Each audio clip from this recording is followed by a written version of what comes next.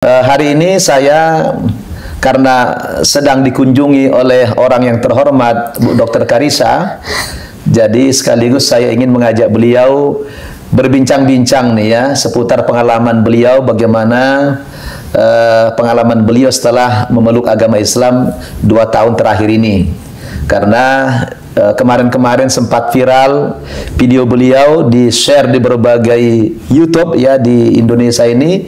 Subhanallah ya, netizen kita sangat luar biasa menyambut hangat kehadiran beliau di dalam agama kita Islam ini. Ya, kami mendoakan mudah-mudahan antum semua para pemirsa selalu dalam keadaan sehat walafiat dan berada dalam perlindungan Allah Subhanahu wa taala. Amin ya rabbal alamin. Pemirsa An-Nabat TV rahimakumullah, saya yakin antum tidak sabar nih ya menunggu testimoni Ibu Dokter ya. Beliau adalah dokter gigi yang luar biasa. Sebenarnya saya ini sudah 2 tahun belakangan sudah sering mengikuti testimoni beliau di YouTube, tapi secara fisik baru hari ini berjumpa langsung dengan beliau. Dan luar biasa Bu Dokter ini yang meluangkan waktu datang lebih dulu silaturahmi ke pesantren kita di Bogor. Maka momentum ini tidak saya sia-siakan Bu Dokter ya. Ya, saya sapa dulu beliau. Bu Dokter, gimana kabarnya? Alhamdulillah sehat ya. Ini lagi bersantai-santai ya Bu Dokter ya. Betul, iya. Ini lagi liburan ini. Iya. Kebetulan anak-anak mulai libur Pak Ustadz tanggal 20, jadi main ke villa keluarga aja. Masya Allah, di Puncak ya? Iya. Kalau boleh tahu Bu Dokter, berapa orang anak? 3 Pak Ustadz. 3 orang anak. 2 perempuan, 1 laki-laki. 2 perempuan, 1 laki-laki. Yang paling besar umur berapa? 10, 8, kemudian 5 tahun yang paling kecil. Masya Allah. Jadi kalau boleh tahu Bu Dokter sehari-hari itu dinas di Dinas Kesehatan. Dinas Kesehatan DKI, ya. Tapi kadang-kadang juga praktek kedokteran dokter gigi ya? Di rumah aja. Di rumah saja. Alhamdulillah. Udah seharian ya di kantor. Kalau keluar lagi kan kasihan anak-anak. Kalau di rumah tinggal turun. Kalau ada pasien, nggak ada pasien sama anak-anak. Gitu, begitu ya? Apa Bu Dokter nggak capek begitu? Alhamdulillah ya, selama kan dibilang kalau disibukkan kebaikan, insya Allah kita dijauhkan dari yang buruk-buruk ya Pak Ustadz. Iya, selama betul. Kebaikan, jadi ya udah sibuk kebaikan nggak apa-apa ya Pak Ustadz. Masya Allah. Jadi kadang-kadang kita iri ya lihat pemirsa, kalau lihat Bu Dokter Karissa ini baru 2 tahun memeluk agama Islam tapi pakaiannya sudah berhijab sempurna ya, sesuai dengan ajaran Islam. Masya Allah, luar biasa. Bu Dokter, ya kalau kemarin-kemarin kan videonya viral seputar testimoni kenapa masuk Islam ya. Ya mungkin saya tidak usah ulangi lah, karena sudah sangat viral, sudah jutaan umat Islam yang menyaksikan video testimoni beliau. Maka ya hari ini mungkin saya ingin bertanya bagaimana pengalaman Bu Dokter nih setelah sekian lama ya, sudah 2 tahun ya Bu Dokter ya, menjadi muslim itu. Apa yang Bu Dokter rasakan di dalam Islam ini? Ada nggak perbedaan yang signifikan dirasakan dengan sebelum muslim itu? Iya Pak Ustadz, yang paling terasa itu ya memang sejak kita berusaha menjaga sholat itu Pak Ustadz, itu ngaruh banget ke mindset ya Pak Ustadz. Pastinya kan kehidupan jadi lebih teratur ya Pak Ustadz ya. Apalagi kita juga selalu mengusahakan untuk menghidupkan sunnah Rasul. Gitu ya Pak Ustadz. Jadi hal-hal itu sih yang akhirnya membuat paling berasa itu keteraturan, kedisiplinan itu. Masya Allah. Itu yang paling mengubah Pak Ustadz. Alhamdulillah. Yang kedua pastinya itu mindset untuk, kan kita selalu diingatkan untuk mengingat kematian, mengingat surga, akhirat. Itu sih Pak Ustadz yang akhirnya apapun yang kita lakukan, even pekerjaan dunia pun, perkara dunia pun, gimana caranya supaya tetap bernilai ibadah, bernilai pahala, supaya ini jadi sebaik-baik bekal nanti di akhirat. Gitu, Subhanallah. Itu mungkin yang kerasa banget. Luar biasa ya. Jadi sangat terasa perbedaan dulu dengan sekarang ya. Tapi dari aura wajahnya saya udah terlihat beda memang Bu Dokter. Ya, udah kelihatan wajahnya bukan wajah ustazah sudah ini. Ya. Ini adalah pengaruh wudu, pengaruh sholat, pengaruh mindset juga. Jadi ada di Quran itu Bu Dokter, orang yang rajin ibadah itu kata Allah apa? Simahum fi wujuhihim min athari sujud. Di wajah mereka itu ada terlihat bekas-bekas sujud kata Allah. Jadi memang itu tidak bisa dibohongi. Ya. Kita dengan mudah membedakan antara orang yang ahli ibadah dengan tidak. Ya. Dari wajahnya tidak bisa dibohongi itu. Ya. Dia boleh menyembunyikan sesuatu. Ya. Tapi kalau kita sudah bicara tentang aura, ya, itu tidak bisa dibohongi. Aura. Jadi Bu Dokter ini, Masya Allah, aura kesolehannya itu luar biasa. Ya, ini adalah pengaruh wudu dan mindsetnya tadi sudah terbentuk. Ya. Jadi sekarang ini tidak lagi mengejar dunia ya. Kalau dulu-dulu, waduh, program dunianya luar biasa ya. Resolusi, pencapaian, ya gitu Pak Ustadz ya. Begitu ya.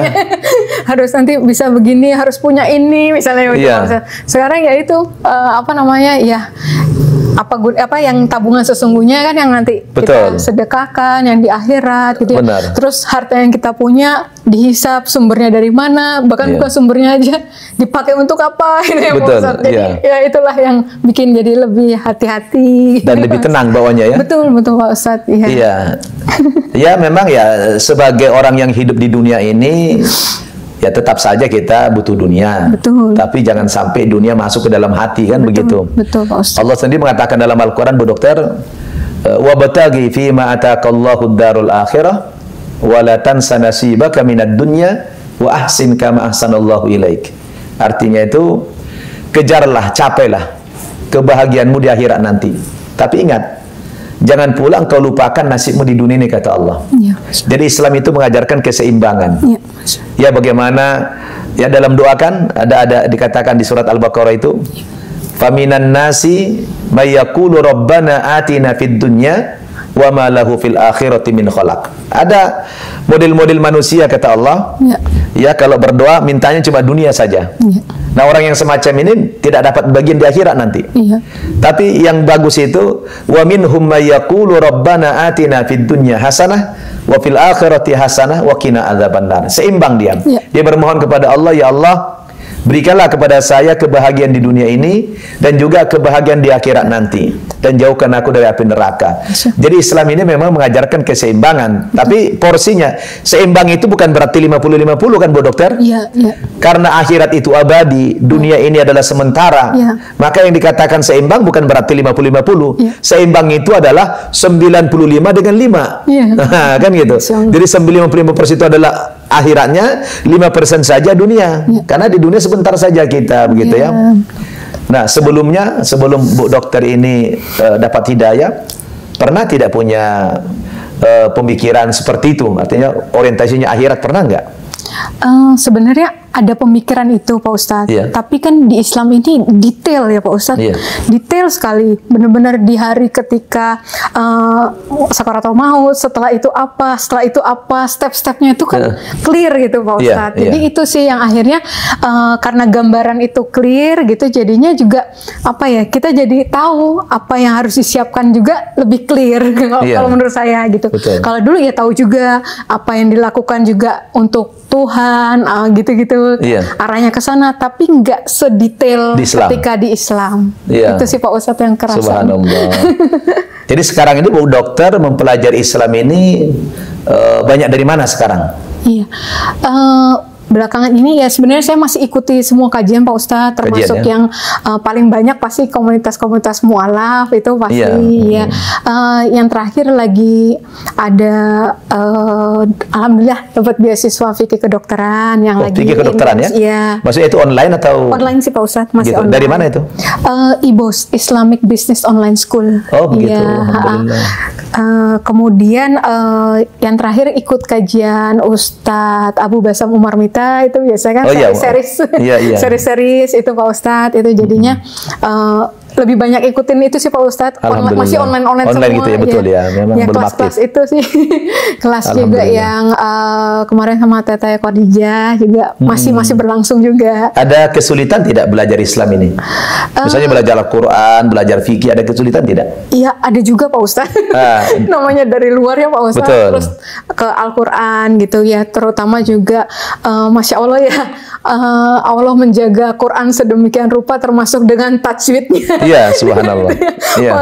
Itu sih yang masih kayaknya lidah tuh belum yang kalau ngeliat orang kok bisa begitu banget ya. Kok saya kayak masih dengan usaha banget gitu loh Pak Ustadz. Itu iya. Kemudian ya tadi apa namanya, untuk ini tuh masuk kemana ya? Oh ini maksudnya kerangka berpikirnya itu Pak Ustadz ya, lebih ilmunya soal luas banget. Nah itu ini masuk cocoknya dimasukkan ke kerangka berpikir yang mana ya? Ini yang mana gitu, itu Pak Ustadz masih belajar. Jadi memang sekarang kebetulan masanya masih online ya. Tapi memang ya kalau ada waktu Bu Dokter perlu juga memang talaki. Betul.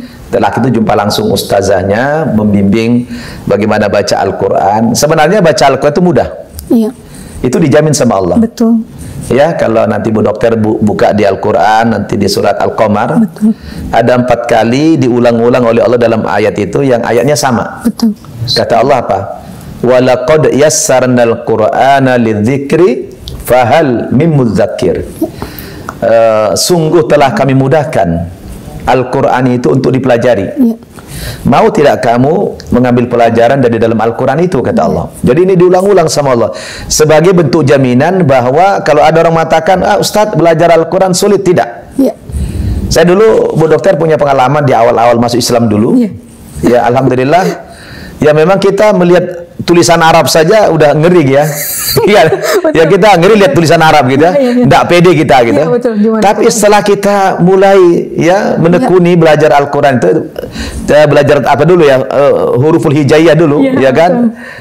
Itu alhamdulillah Bu Dokter, saya dulu 1 minggu bisa baca Al-Quran. Masya Allah. Ya. Jadi yang tadinya ngeri gitu melihat apa namanya, melihat tulisan Arab itu setelah dipelajari mudah sekali. Ya. 1 minggu. 1 minggu saya. Jadi itu yang guru ngajari saya itu heran. 1 malam saya sudah hafal huruf-huruf hijaiyah itu dari alif sampai ya itu, ya kan? Jadi memang itulah salah satu kemujizatan Al-Quran itu, ya. Jadi kemudian juga belajar fikih hukum Islam itu memang itu beda. Kalau kita dulu kan bisa dengan belajar sendiri. Tapi kan Islam ini memang literaturnya berbahasa Arab. Jadi kalau tidak ada guru yang membimbing ya, memang sedikit agak kebingungan kita. Iya, betul, apalagi di Islam ini kan ilmunya luas, tidak sempit. Belum lagi nanti banyak pemahaman-pemahaman, belum lagi nanti banyak tafsirnya, ya kan? Wah, belum lagi banyak aliran-aliran ya. Mungkin Bu Dokter agak bingung nggak lihat ada aliran ini, ada aliran itu. Bingung nggak kira-kira selama ini? Ya kirain dulu tuh kita cuma yang kelihatan banget. Hanya dulu, 1 aja gitu ya? 2 ya Pak Ustadz ya? 2 ya? Kalau taunya dulu kan kayak ada yang besar kan Muhammadiyah, NU gitu, gitu ya? Tahu saya. Iya. Ternyata kalau kita masuk lagi ke dalam banyak sektenya. Iya, banyak sektenya itu. Iya, itu sih gitu. Ya, kayak itu sebenarnya organisasi lah. Ya, Muhammadiyah itu organisasi, bukan Islam ya. Bukan, ya. Ya, tapi dia berasaskan Islam itu aja, gitu kan. Tapi yang mualaf itu memang cenderung agak bingung. Iya kan, apalagi dengan tata cara yang beda-beda. Ada orang yang sholat Allah Akbarnya begini, ada yang Allah Akbar begini, ya. Nah, kalau kita tidak ada guru yang membimbing, mungkin agak bingung, Bu Dokter ya. Betul, Pak. Ya, tapi alhamdulillah Bu Dokter ini rajin membaca sepertinya ya. Ya, di tengah kesibukan dinas di pemerintahan, ya kan, masih ada waktu untuk belajar di weekend, belum lagi ngurusin anak gitu ya. Ini libur yang dibawa emang buku juga, Pak. Buku juga gitu ya, alhamdulillah. Nah, sedangkan Bu Dokter sekarang lagi mau nulis juga nih tentang apa ya? Tentang apa itu bukunya? Oh, enggak sih Pak Ustadz. Sebenarnya lebih pingin tentang perjalanan ini spiritualnya ya. Ini ya termasuk kan karena saya kekuasaan keilmuannya tentang dokter gigi mungkin yang agak nguasain ya tentang gigi yang mungkin dikaitkan dengan sunnah Rasul. Islam itu sunnah Rasul ya. Tadi makanya fikih kedokteran ya alhamdulillah mungkin bisa menguatkan ya Pak Ustadz ya gitu alhamdulillah. Sih. Alhamdulillah luar biasa ya. Tapi di awal-awal dulu saya ikutin di video itu Bu Dokter sepertinya cobaan di awal berislam itu berat ya. Berat sekali ya. Alhamdulillah. Tapi tidak usah diucapkan kembali tapi berat ya memang ya di awal itu dulu ya. Iya. Dulu sih rasa udah ya gelap gitu Pak Ustadz. Nggak tahu nanti gimana gitu, nggak tahu ya. lah. Gitu ya. Tapi Allah berikan jalan keluar yang terbaik ya. Masya Allah, iya. Memang begitu Bu Dokter. Dalam Al-Quran kata Allah katakan begini dalam surat Al-Ankabut itu ayat 2 dan 3. A'udzubillahi minasyaitonirrajim. Ahasiban nasu ayutsraku ayyaqulu amanna wa hum la yuftanun. Adakah manusia mengira bahwa mereka dibiarkan saja mengaku-ngaku saya telah beriman kepada Allah. Ya, saya telah masuk agama Islam. Saya sudah mengucapkan 2 kalimat syahadat. Ya, wa hum la yuftanun. Padahal mereka belum diuji imannya sama Allah Subhanahu wa taala. Jadi memang menurut Al-Qur'an itu adalah sebuah keniscayaan, sebuah keharusan, setiap orang yang sudah menyatakan beriman kepada Allah itu harus siap-siap menghadapi cobaan iman. Gitu kan? Nah, sebenarnya bukan cuma kita yang diuji sama Allah. Wa laqad fatanna alladhina min qablihim fala ya'lamanna Allahu alladhina sadaqu wa la ya'lamanna al-kadhibin. Sungguh orang-orang yang beriman sebelum kamu dulu itu juga diuji imannya sama Allah Subhanahu wa taala. Ya kan? Apa tujuan ujian iman itu? Sebenarnya hanya pembuktian saja. Fala ya'lamanna Allahu alladhina sadaqu, supaya Allah tahu siapa di antara kamu yang benar-benar serius beriman itu. Oh, kalau aku uji kamu begini, istiqomah tidak? Nah, kira-kira begitu. Wala ya'lamanna al-kadhibin, dan siapa yang dusta? Kadang-kadang baru diuji sedikit aja udah goyang imannya, udah murtad lagi gitu ya. Jadi sebenarnya ujian iman itu harus dalam rangka untuk menseleksi siapa yang benar-benar beriman, siapa yang tidak. Jadi begini, apa namanya, seperti pohon itu. Jadi orang yang beriman seperti pohon. Dia makin tinggi pohon itu menjulang ke langit sana, yang makin besar goncangan angin. Anginnya, betul, kan gitu. Betul. Nah, kalau takut digoncang angin, jangan menjadi pohon yang tinggi. Silakan menjadi rumput. Nah, tidak digoncang angin memang, tapi diinjak-injak orang. Jadi ada risiko juga. Menjadi pohon yang tinggi ada risikonya, menjadi rumput juga ada risikonya. Daripada diinjak-injak jadi hina, mending jadi pohon yang tinggi sekalian, kan gitu. Jadi beriman yang istiqomah, insya Allah ya kita tahu, oh ini ujian iman dalam rangka untuk menseleksi apakah saya ini benar-benar beriman kepada Allah atau tidak. Mungkin kan di awal-awal dulu banyak orang mungkin meragukan, Bu Dokter ya. Saya pun dulu begitu, ini jangan-jangan menyusup ini, jangan-jangan berpura-pura ini. Mungkin Bu Dokter merasakan nggak begitu? Betul Pak Ustadz. Ada nggak yang kira-kira orang mencurigai, oh jangan-jangan nanti ini menyusup? Ada nggak? Oh, banyak banget Pak Ustadz. Banyak juga ya? Iya, kalau dari keluarga mungkin dikira apa ini punya ada rencana menikah lagi dengan orang pria Islam, atau misalnya karena saya PNS apa untuk ngejar jabatan misalnya gitu Pak Ustadz ya, dan sebagainya. Gitu. Saya kadang suka cuma jawab ini aja, jawab santai aja, maksudnya jangankan kalian heran ya, saya sendiri aja heran. Kenapa saya bisa seperti ini gitu ya, karena memang bukan, nggak, kalau ditanya motivasinya apa, nggak ada motivasi karena nggak merencanakan juga Pak Ustadz sampai sejauh ini. Jadi bagaimana Bu Dokter merespon semua itu? Santai aja sih Pak Ustadz. Santai saja. Iya, karena kan maksudnya tadi karena orientasinya udah beda gitu, kita cuman tujuannya cari ridho Allah ya, udah nggak butuh lagi validasi atau pembelaan untuk manusia gitu kan. Gitu udah kayak nggak masa bodoh lah kira-kira gitu ya. Saya tidak butuh penilaian manusia kira-kira begitu ya. Nanti toh kalau kita betul ya nanti terbukti sendiri. Kalau kita salah pun juga akan terbukti sendiri. Nah, mungkin pemirsa kita juga penasaran ini Bu Dokter. Sekarang pasca berislam ini bagaimana respon keluarga? Oh iya, orang tua terutama. Iya, alhamdulillah. Sekarang saya tinggal punya mama, papa udah meninggal tahun lalu. Itu alhamdulillah. Meninggalnya belum Muslim ya? Belum. Masya Allah. Iya, itu beliau apa ya, udah kondusif sih Pak Ustadz, alhamdulillah. Udah istilah support ya, saya sudah menerima. Pergi berdakwah pun izinnya sudah jelas gitu. Saya lagi kesini ke masjid ini itu dan nggak apa-apa gitu. Terus saya misalnya udah urusan anak-anak beres, saya sampai malam masih harus denger kajian atau belajar atau nulis, itu baca juga nggak dipermasalahkan gitu ya. Itu pagi-pagi juga udah ada kajian, habis subuh juga nggak masalah juga. Jadi penuh dengan kajian online gitu ya? Iya, alhamdulillah. Alhamdulillah, luar biasa. Kalau online ini jadi kita bisa ikut banyak ya Pak Ustadz. Benar. Dan kita dari kamar saja mengikutinya ya. Betul. Sambil santai gitu ya. Di jalan dan sebagainya. Nah, kalau boleh tahu anak-anak bagaimana sekarang? Respon terhadap mamanya begini gimana? Iya, alhamdulillah anak-anak juga sejauh ini juga mereka bisa apa ya? Saya lihat respon-responnya positif juga gitu. Tapi ya. belum ikut Islam ya, belum ya? Belum sampai sejauh ini belum.